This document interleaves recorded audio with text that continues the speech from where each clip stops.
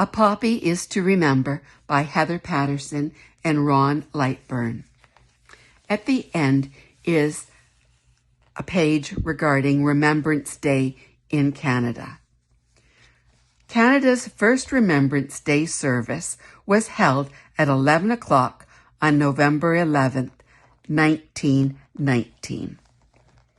It began as a way to honor those people who had given their lives in the Great War. More than 65,000 of them. A minute of silence across the land marked the end of the war exactly 1 year before, at the 11th hour of the 11th day of the 11th month, originally called Armistice Day. The name was officially changed to Remembrance Day in 1931. Though people believed that war on such a huge scale could never happen again, the Second World War broke out in Europe in 1939 and lasted until 1945. Remembrance Days in Canada added to their honor roll, and more than 1 million Canadians who served in World War II. Some came home safely, but many died at Dieppe and other battlegrounds far from home.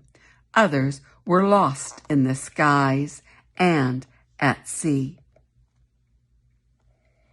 We also honor the courageous nurses who comforted and healed the wounded, and the farm, factory, and office workers who did their part for the war effort.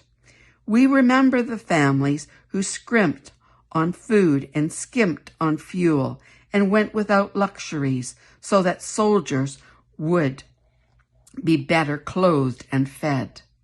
We think of the wives and mothers who hid their worry, packing welcome parcels for loved ones overseas, hand-knitted socks, chocolate bars, and cheerful letters.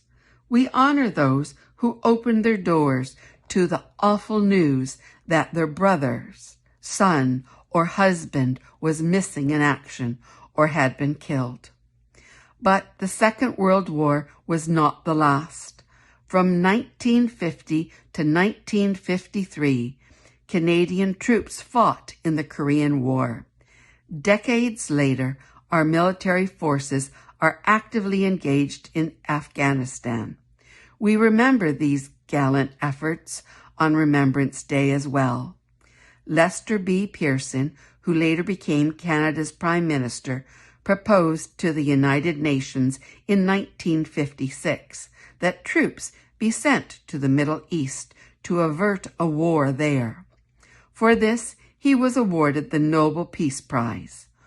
Over the years, Canadian forces have earned a reputation as peacekeepers in many regions of unrest around the world, a tradition they proudly maintain to this day. A Poppy is to Remember by Heather Patterson and Ron Lightburn.